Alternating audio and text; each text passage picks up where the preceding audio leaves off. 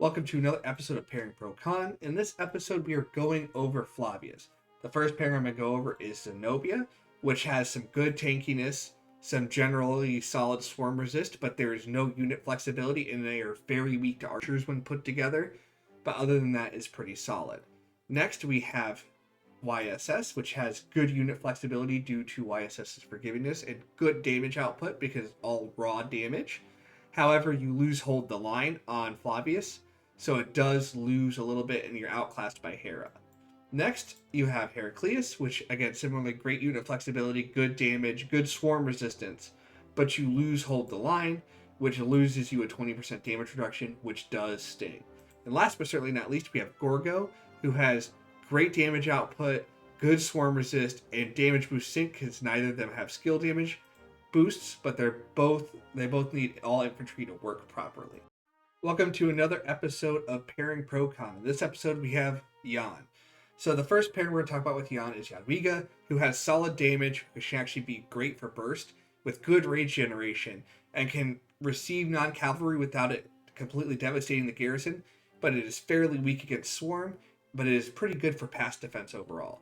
Next, we have Nevsky, who has great damage output, solid tankiness, and not the best against swarm, but is really weak early on with AoE because you need to be below 50% to use Jan's AoE, and has 0 unit flexibility because it needs pure calves. Next is YSS, which has good unit flexibility and solid damage output, but is outclassed by Hera and outdamaged by Nevsky in these pairings, which makes it generally weaker. Last but certainly not least, we have Heraclius, which has great unit flexibility, solid damage and tankiness, and really only has the downside of taking Heraclius away from a different pairing. Welcome to another episode of Pairing Pro Con. In this episode, we're going over Heraclius. First, we're going to do Jan, and this is honestly my favorite garrison pair right now. Great damage output, good resistance to swarm, great unit flexibility, but you are dependent on having a majority cavalry for this to work because Jan does still need some cavalry in his units, and you're going to be more heavy demand on that. Next, we have Dido, which similarly has great damage output, solid unit flexibility, but you lose the 10% normal attack damage on Dido since you need pure archers, whereas Heraclius needs 3 or more unit types.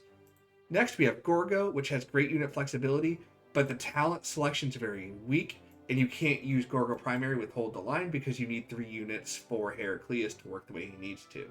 And last but certainly not least, you have YSS, which is great unit flexibility, very good swarm resistance, which I thought was really underrated, and great damage, but it needs leadership equipment to work properly. Welcome to another episode of Pairing Pro Con. In this episode, we are going over Dido.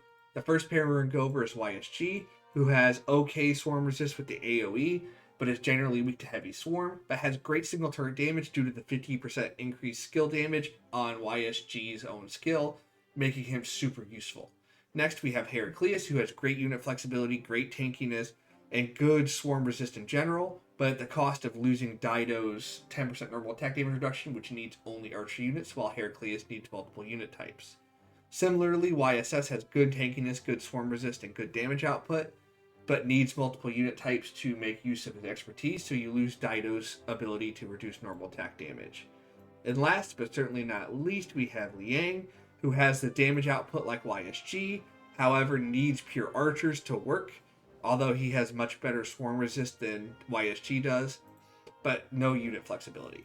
Welcome to Pairing Pro Con, where we go over the common pairings for commanders and go over what's good and what's bad about them.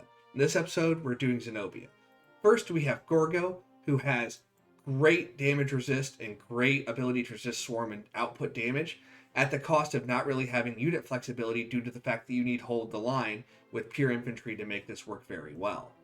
Second is Flavius, who similarly does great against swarm, has solid damage and overall great tankiness, but doesn't really have unit flexibility because you need the pure infantry for hold the line.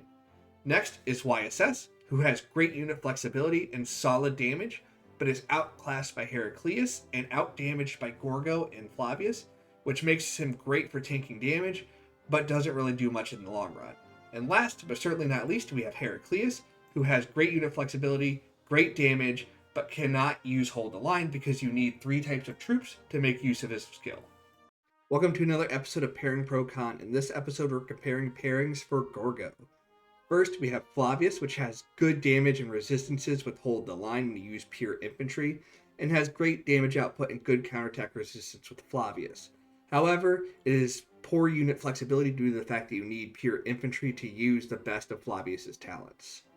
Next, we have Zenobia, which similarly has great swarm resistance with good white damage output, and just natural swarm resistance with an insane amount of health, but has generally weak unit flexibility since you need all infantry for Hold the Line, and not a lot of damage to deal with meta archers and get past those rallies.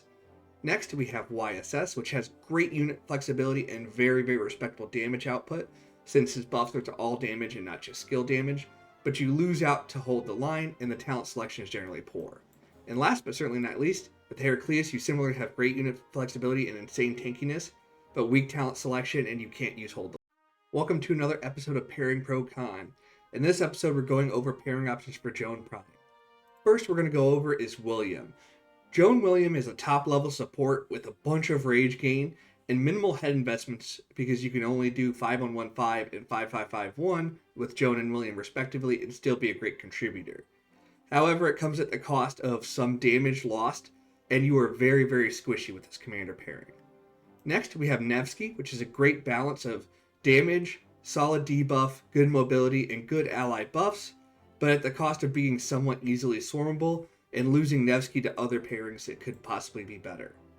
Last, but certainly not least, we have Woe, who has insane damage, solid sustain with the heal, but is fairly fragile just like Nevsky is, and not nearly as supportive as the other pairings, leaving yourself a little less productive for your allies. Welcome to another episode of Pairing Pro Con. In this episode, we're going over pairings for Nevsky. First, we have Joan Prime. Nevsky Joan has great burst damage with the double cast on Joan's skill, good mobility, and a great debuff to help you burst down singular enemies while also supporting your allies with the rage buff Joan gives. However, due to the fact that Joan doesn't have a lot of tanky skills, this is generally swarmable and a little fragile. Next, we have William. Similarly, William has great level support and good burst damage with the extra passive damage, and is a great free-to-play friendly option since you only need him to be 5-5-5-1, potentially saving you 310 gold heads. However, it is definitely very swarmable and fragile, and it is hard to land AoE consistently. Last, but certainly not least, we have Woe, who has insane 1v1 damage output when paired with Nevsky, and does great in that 1v1 regard. It has decent sustain with the heal, but is extremely fragile and swarmable. It is not good in AoE. Welcome to another episode of Pairing Pro Con. In this episode, we are going for pairings with Scipio. First, we have Alexander. Scipio Alexander is a great bridge pairing option for players who are just starting into Season of Conquest. It has top-tier debuffs, decent survivability, but can be fragile in large field fights and is very easily swarmable, and does not have the greatest mobility once you begin being focused. Next, we have Guan, who has the benefit of insane damage output when paired with Scipio Prime, and a double AoE with solid mobility, but is also fairly swarmable due to the fact that they don't have a ton of tanky stats within Guan.